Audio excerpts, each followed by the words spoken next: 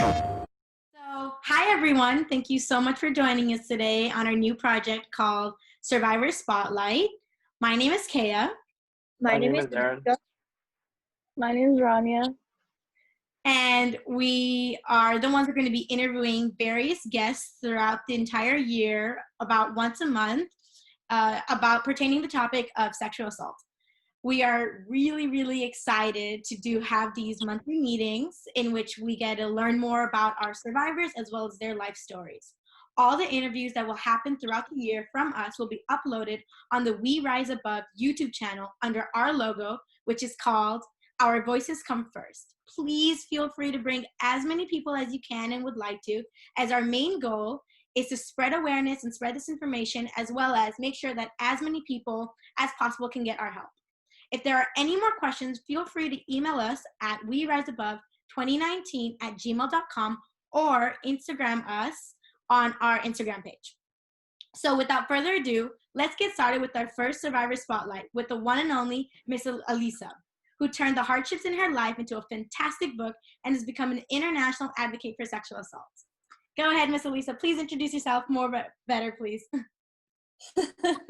No, I think that was an excellent introduction. Thank you so much. I'm so happy to be here, and I'm really happy that you guys reached out. So, as you described, I am a rape survivor, basically, that turned this incident into art and used art as a healing medium to try and tell my story and help other people tell their stories.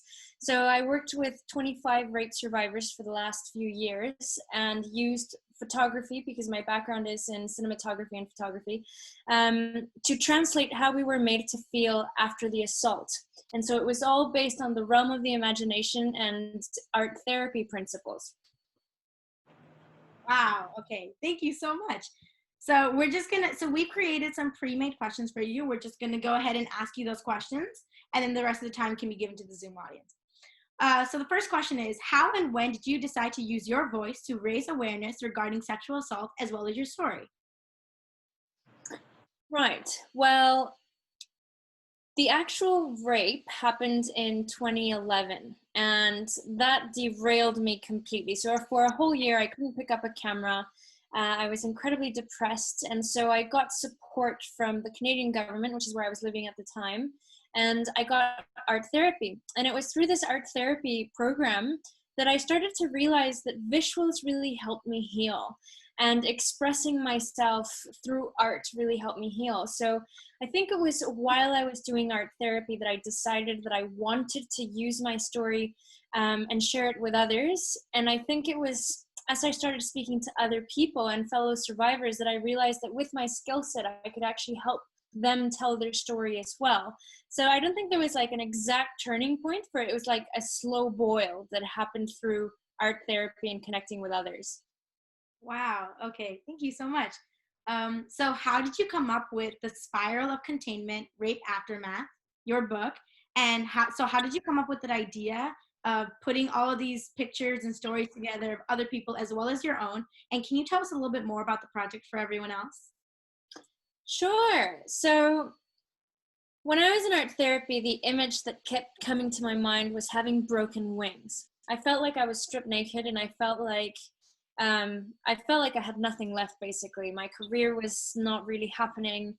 I had lost a lot of people in my family, because this happened with a cousin of mine, and my extended family in Mexico, which is where I'm originally from, didn't really believe me with what had happened, and instead cut me out of their lives through social media, through different methods. So I was incredibly depressed, and I had this image so stuck. So I just thought, I'm going to reach out to other survivors, and why don't we all come together and maybe we'll all draw or collage or do something about our broken wings.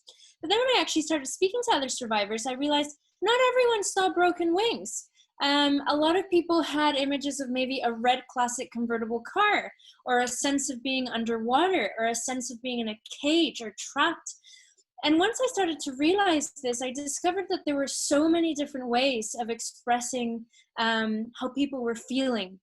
And so the project really came together by realizing that it was a collection of visuals. And then I had to figure out a way of tying them together. And because everyone seemed to have a very strong attachment to a color. So whether it was that the car was red, or perhaps they were a ballerina dancer and ballet really helped them, so pink was very important. I realized that everyone had an attachment to a color of sorts. And then I decided, why not do 24 survivors, one for each color in the 24 color wheel, plus my own story, which I always viewed in black and white or monochromatic. So that was the way that the project came to life. And basically, it was a collaboration between each survivor and myself, where we came together and we brainstormed ways that we could present them and their story in a way that they felt empowered. I was tired of that kind of black and white photojournalistic look of women holding signs, saying, just felt like re-victimizing the victim. I wanted people to feel empowered and proud of how they presented themselves to the world, and empowered to tell their story in a way that felt healing to them. So that was how it all came to be. Wow. Guys, please try to check out the book. I will maybe send a link through our group chats or something like that. It sounds like an amazing book, and from the research that we did, it is an amazing book. So please check it out, guys. So the pictures are so amazing. The book. The pictures are really good. So the next question is, how hard was it for you to tell your family and friends what you had been through, and how hard was it for you to make everything normal again, such as going back to doing things that you love? Okay, so that's a bit of a stepped answer. It's an answer with a few steps. So as soon as this happened, the first person I told was my very best friend in Canada, and I called him. He obviously, this had happened in Mexico, so it was international, and this happened at like 4 a.m. So I was like messaging him and emailing him and texting him and just desperately trying to get his attention. It's a longer story, but I couldn't leave the situation that I was in till the sun came out, because there was an alarm in the house and I didn't know the code of the alarm, and I was a bit trapped in for a few hours. But once I was able to actually leave and call him, he was basically the one that pushed me to tell others, because in my mind at the time, I wasn't going to tell anyone. I just felt this was too overwhelming. I needed support from someone, which is why I reached out to him. But I never considered telling even my parents. I just thought it was going to be this thing that I kept within me. And he was the one that said, if you don't speak about this now, it's just going to get harder as you go along. So you might as well just tell someone. And he quite pushed me, and he knows me quite well. And I appreciated that, because that worked for me. It doesn't always work for everyone. But for me, it really did. So I started telling my friends and family slowly after that. And my family was the hardest, I would say, namely because the only person outside of my parents that I told was an aunt that did not believe my story and chose to reject that this had ever happened. So it was very painful. And after that, I didn't actually tell my story personally to anyone in my extended family again. I simply just focused on healing and then telling my story through art and my book. It did take probably, a few years and definitely a lot of therapy to feel like life was normal. But the one thing I will say is that healing trauma is never a linear process. So you never take a step and go, okay, I'm healed and now it's over. It's always a cyclical nature. So sometimes you take 10 steps forward, 2 steps back, 5 steps back, So even now, there'll be moments that I might connect with something that makes me quite sad or frustrated or angry. But for the most part, I feel fine and I'm able to, have a perfectly normal life. So I think each person will take their own time. Wow, thank you. Of course. All right. So through other people's stories and through your own experience, what have you seen as the biggest help for the survivors of sexual assault? I think probably the single most important thing is believing them. I think that's the number one step, is when you can go to someone that believes your story that in itself is a huge part of yourself that you feel you've been able to disclose and you're not being judged. Not judging is another thing, because obviously, you know, I've worked in different countries. I've had lots of dicey situations happen, and some of the questions were like, oh, why didn't you kick and scream and make a fuss? And the reality of the matter is that I froze when this happened, which is something that made me very angry, because I'm a very, you know, active person. I'm okay with confrontation. I don't mind it in the right moment. And the fact that I had reacted in this way really weighed on me for a long time. But it's that notion of recognizing that fight, flight, or freeze are perfectly common reactions. And when somebody tells you a story and becomes vulnerable with you, the best thing you can do is listen and support and just not judge their behavior, basically, I would say. Wow. So do you think due to lack of resources and awareness, there are so many victims out there, those who aren't able to raise their voice regarding the abuse and violence? Sorry, can you repeat the question? Sorry. So do you think that due to the lack of resources and awareness, there are so many victims out there who aren't able to raise their voice regarding the abuse and violence? 100%. So the whole topic of sexual violence and abuse is severely underfunded, and it's something that we had discussed before, but it's something that's not taught in school in a common way, and something that becomes very taboo to have a conversation around. Particularly, I'd like to emphasize men that have been sexually abused, because though the taboo for women is still really, really intense, and also for LGBTQIA, you know, any gender basically. But I think that anyone outside of women, it even gets harder to speak about. I still get people asking me questions such as, is it possible for men to be raped or sexually assaulted? Which absolutely yes. But the fact that that question even comes into the picture means that there are so many people out there that not just have the fear and stigma of coming out and talking about it, but then their gender becomes a problem, right? So 100%, 100%, I think there are so many survivors and victims that cannot come forward, whether it be for that reason, whether it be due to fear, whether it be due to cultural norms. So there might be religious reasons, and certainly some cultures are more challenging than others. So absolutely, it's definitely something that has a long way to go still. Yeah, I agree with you. So also another question, when did you realize you wanted to share your story with the world? You know, I think it was when I was trying to put the Spiral of Containment project together, because I realized that there was going to be no going back. Once I went public about this, once I asked people to trust me with their stories, and I created an exhibition around this and published a book, it was going to have to happen. And it was actually a very quick decision. Once I realized that I really wanted to make a change and make a stance against sexual violence, I just realized that I had to put my story out there. And I still remember when I launched the Kickstarter campaign to fund my project, just kind of freezing on that button, because it was the first time I was putting it on the internet that I had been raped. And I did have that moment of going like, is this going to completely backfire on me? Is this going to be a problem for my life? What if? But in the end, mostly it was fine. So no regrets, and I'm very happy now to be able to speak about this freely. Hey. Good. So what advice do you have for the people who are in the same situation as you, or even like more, they're going through even more and they just aren't able to put their voice out there? Yeah, you know, I think support is indispensable, and support takes many shapes.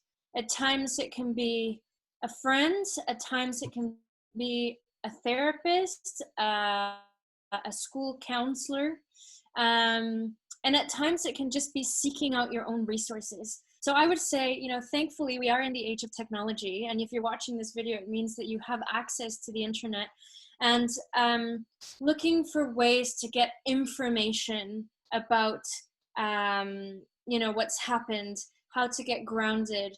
But I would say more than anything, you just need to build a support network around you. And speaking out is a good step. I'm not telling everyone to speak out if it's not safe, but I'm definitely saying that speaking out is a huge part of the healing process. So if there's somebody that you can trust, I would go to that person. So how and when did you move on with everything like just happening, or it's just still in your head? That I know that it's hard to like forget what happened and just move on, but how do you do it? Well, you know, there comes a point at which something that's very painful becomes a scar, and it's not bleeding all the time. Yeah. It's something that can open up again, and it's always going to be there. But the reality is that just like you heal a physical wound, you can heal, you know, an emotional one, a psychological one. And in this case, it tends to be a little bit of both. So I think, you know, as I mentioned before, it's something that's of a cyclical nature. There will be triggers, there will be things that hurt, you know, but I don't know if you guys are familiar with the concept of kintsugi, which is a Japanese thing. Basically, in Japanese culture, there's this ceramic pots, right? Which sometimes ceramics break.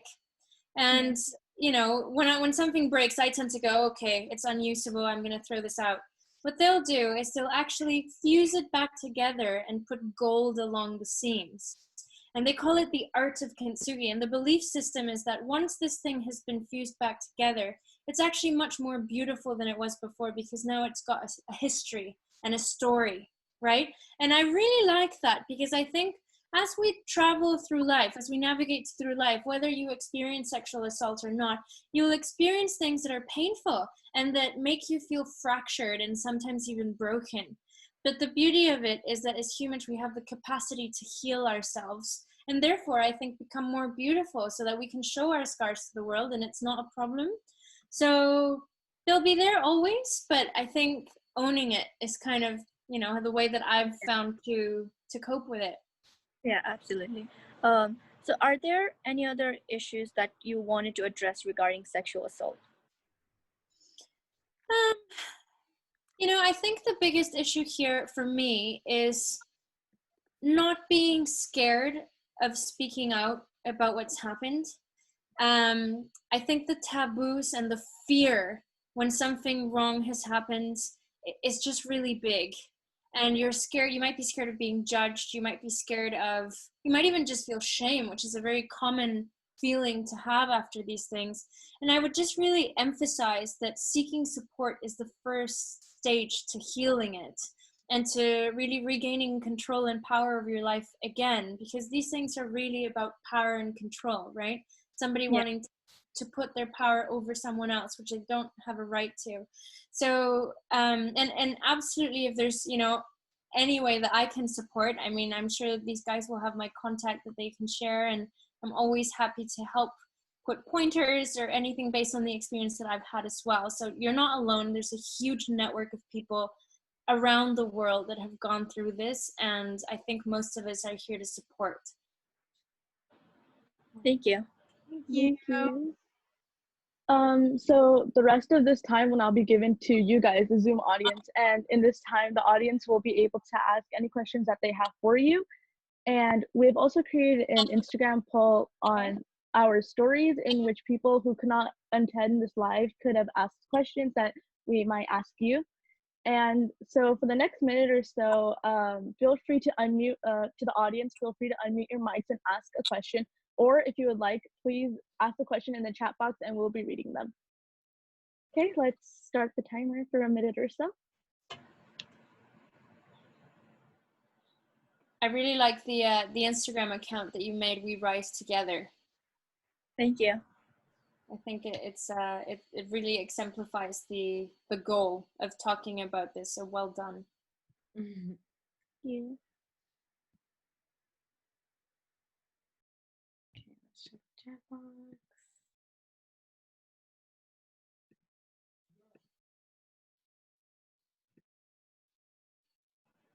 So I might have a question for you guys, actually, which is more about why is it that you guys decided to address this topic? And what is your feeling, you know, when you're in school and everything? How do you feel this is affecting you in your day-to-day lives? Yeah, definitely. Being involved in We Rise Above, initially, like for me, was a little bit personal, but um, when I started getting involved in this organization, I realized that there's so many people in my school are going through these sexual assault, but nobody is ready to come out. And then I feel like We Rise Above was a great platform for those people to just come out, even if it was anonymous, just to come out and share their story. And I can also say that I feel like it has to do a lot with our backgrounds too. Like I can't talk about everyone, but for me personally, I've seen my mom, like she's gone through some stuff herself in her life, and she's always taught me to be strong about it and, always fight and use your voice and use your power and your rights to do something good in the world. And I treasure that. And that's what my life beliefs are. And I just want to do anything I can to just help everyone. And this was the best way. We Rise Above was the best way for me to do this. So I'm so happy I joined this organization so that, talking about sexual assault is not like awkward anymore. It's just something that has to be done, and you have to listen to it, and you just have to appreciate it and understand it and share the information. I feel like not many people know about this topic, and because they don't talk about this very often at school. Yeah. And just they don't realize that this kind of incident happens so often. Even I didn't know that this kind of incident happened so often before I joined We Rise Above. So it was kind of like, for me at least, it was like eye-opening that it's so often. Absolutely. Yeah. Something needs to change. Someone needs to step up there. Yeah. No, it's incredibly prevalent. I think the fact that you guys are doing this is really brave. And I can see we're all from different cultures. And I can certainly speak that from my side, growing up in Mexico, sexual violence is much more taboo than it was in Canada, than it is in the UK. And speaking up about this, the stigma is so much greater. So the fear was so much greater. And it was just so hard culturally, we're a hardcore Roman Catholic country, so it was just so challenging, and culture can get in the way. So no, I commend you. I think the fact you're doing this is excellent, really. Even for like Indian culture, oh my God, everything is so secretive about when it comes to these kind of issues and everything, and no one's willing to admit anything, and all the women themselves are so scared, and I understand why, because it's really hard to speak up as much as we do there. And I would know because I actually lived there for a couple of years, so it sucks, but I hope we're one step closer to helping people. Totally. It's all about breaking cycles. Yeah. We have a question. Okay. Yeah, go ahead, Ryan. Kaylee asked, yeah, go ahead. You can ask. What was the difficulties of starting your art journey? Right. So, the difficulty of trying to create a book and exhibition about rape and sexual assault was mainly that it had the word rape on it. People were very thrown aback. And one of the things that I was actually speaking before we went to record this was that, there were lots of people and even brands that helped me do this, but they wouldn't let me mention their names because they still consider this to be way too taboo to be able to align with it. So raising money for it, I found almost impossible. I got turned down by arts councils that said that the arts council here in the UK told me that they didn't see a need for a project of this nature at that time, and this was maybe about 6 months before Me Too happened. So it was quite devastating that nobody really wanted to support, and there was a lot of people that said, oh, we really want to help you, but in the end of it, there was nothing that would happen. So I think the hardest thing was coming to the realization that though a lot of people had a lot of good intentions, there were going to be very few that were going to actually take the step to supporting the project and really allowing me to build this. The other thing was trying to get a publisher, which was very hard because, again, I was told, maybe if you call it The Spiral of Containment, an exploration of sexual violence or anything to soften the title, right? And I just went, no, because statistically, the amounts of people that have gone through this, if you just look around your office, you'll see that there are people that have been raped. And I'm not by any stretch of the imagination minimizing sexual assault or sexual abuse, but I really wanted to emphasize how common this was. So I think, you know, more and more we're going to start to see change. And I'm just so inspired to see people that are your age that are now addressing these topics. When I was growing up, were just completely off the radar and just completely, you know, things that you couldn't speak about. So I already see change in the next generation, which is phenomenal. And I think more and more there'll be more support as we go forward. And all we can do is just keep trying all together. And I just think this is great. Yeah. That's great. Sorry. Before you start, sorry, Aaron, but another question. Yeah. Trisha asked 2.5 questions. How have you ever come across a rape apologist? If so, how have you dealt with them? A rape apologist. So describe what you mean by a rape apologist exactly. That's a great question. Trisha? I think she meant like I actually didn't ask that. That was one of the audience's questions. Oh, but really? But it said under your name. I think what she meant by was like kind of a person that, even though like they're associated with them and their friend and they admitted to doing something wrong, but they still side with them, like saying that like people who will support someone that they know has committed an act of sexual violence, yeah, and because they're charismatic or whatever. Okay. Yeah, all the time.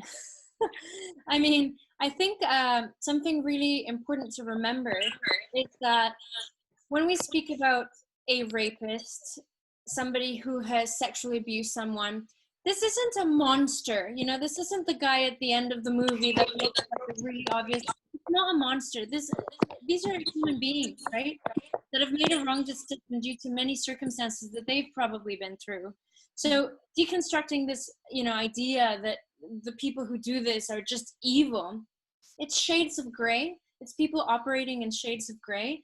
And I think that it's very important that even at your age, at all ages, that we just reject things that are overstepping a boundary, right? Even if it's your very best friend, even if it's someone that you might even like, you know, I think it's just so important to be able to recognize that the only way that we're going to change this, you know, sexual violence pandemic, if you will, is by each one of us not allowing this behavior. And it starts with minimal things, right? It can be comments. It can be someone that, you know, talks about women in a denigrating way or speaks about someone in a denigrating way. I mean, the very president of the United States at the moment is someone that has been, you know, repeatedly denigrating women, and also been, you know, many women have said that he sexually abused them, and now this is a leader of the country. So we have really negative models that are currently in the forefront of society, and we just have to deconstruct that and start breaking it down. So I think with people who are siding with someone that's done something wrong, it's just really important to recognize that obviously they're struggling with it as well. There's a reason that they want to side with this person, but we need to, and they need to, really put a halt to it and set a boundary straight. And it's not about you. It's not about the person that knows that something's been done to them or knows that something's wrong. It's never a reflection on you. It's simply a reflection on them. And it's something that they need to change, basically. Another question was, how was the journey to becoming a public speaker? Was it difficult to speak out? Yeah, so I mean, public speaking was in my life since I was quite young. I always really enjoyed talking about different things, but speaking about this was hard because certainly it's a very personal thing that you're putting out into the world, and you don't always know how it's going to be received or, you know, what the reactions might be. So I wouldn't say that it was easy, but I will say that once I did it, it becomes easier every time to speak about. So basically, once you've put out your story once, I think that just talking about it again and again just just makes it easier, and you're able to dig deeper into it. So repetition is key. Sure. Now I think we have some poll questions for you, Rania. Okay. So one question that we had was, have you ever thought about telling the police about this incident? And if you have, why did you feel that you could? And if you didn't, why was that? Right. This is an interesting question. So I basically, a few days after this happened in Mexico, I did go to the police with the intention of charging my cousin. This was quite a difficult choice because this person was like an older brother figure to me growing up. So it was someone that I had, had a lot of closeness with as children and as adults. So it was very difficult, but I did go there because I felt this merited it. The thing is that after this happens, you are most often than not in such a strange, complicated emotional space, right? There's a lot of detachment happening. And at the time I had a lot of things going on. So I was supposed to fly back to Canada the next day. I had gone down to Mexico to shoot a documentary that I'd not managed to complete because of what happened. So I was in a really weird space, and I went with my mom, and I was just really uncertain about what I was doing or how I was doing it. And she just asked me, "Are you sure about doing this?" And I said, "No, I'm not sure." And she said, "Why don't you wait until you're sure?" And that kind of made me go, okay, maybe I should do this when I'm a little bit more confident, where I'm a little bit more wholesome. And I left the country, and then I didn't go back for like 5 years, and you have to do it in person. And then every time I've been back, I think 3 times, mainly for my parents' health. And they're always been really, really quick trips. And I just realized I spoke to the police in Mexico, and they did say, they even went as far as to say that I was going to have to bribe them to be able to push my file to the forefront, because, they get so many files, and it is unfortunately quite a corrupt system. So I was going to have to spend a lot of money on a lawyer, because otherwise I was going to get a state lawyer that goes through 100 cases per day, and it was going to treat me like one more checklist in his boxes. So that was a deterrent. Then they told me that the methodology to determining whether my story was verifiable or not was to sit me down with, my cousin, and they were going to have 2 psychologists witnessing us discussing in depth what had happened, and based on that, they would tell if one of us was lying or not. And the last thing you want to do in that moment is chat with this person, so there are just too many deterrents. That's not to say that I haven't been in touch with the police since, and I do think it's something that I want to push forward when I go back. But at the moment, I'm in the UK, so it's something that can only happen in person, and I wasn't going to derail my life completely and move back to Mexico just to press charges. So that's the long answer. Thank you. Alright, I really liked how you did it, but I feel so bad that they did that to you. Oh, Yeah. thanks. Yeah, no, it's the police system can be very frustrating. And unfortunately, the legal system can be even more frustrating. What's really interesting for you guys to know as well is that the very definition of rape varies from one country to another. So in certain countries, they will define rape as penetration specifically by genitalia. In other countries, they will define rape as penetration with any object. So it's very confusing, because depending on and some countries don't even recognize rape. Some countries don't recognize rape if it was inside of a marriage. So it's all very complicated, and depending on which country you're in, or what system you're working with, it's all a case-to-case basis. I would never tell someone to go pursue the police route unless they feel they're going to have enough support to get through it, because it's intense.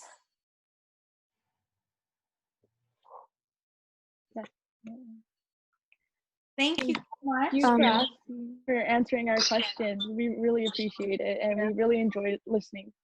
Aaron? Thank you so much for having me. All right, so this brings us to the conclusion of our first Survivor Spotlight tonight. Thank you all for attending our first interview. I hope you all have learned as much as we did today. Just as a reminder, we will have many more interviews in the following weeks, as well as all the interviews that we do will be available shortly on our YouTube channel, We Are As Above.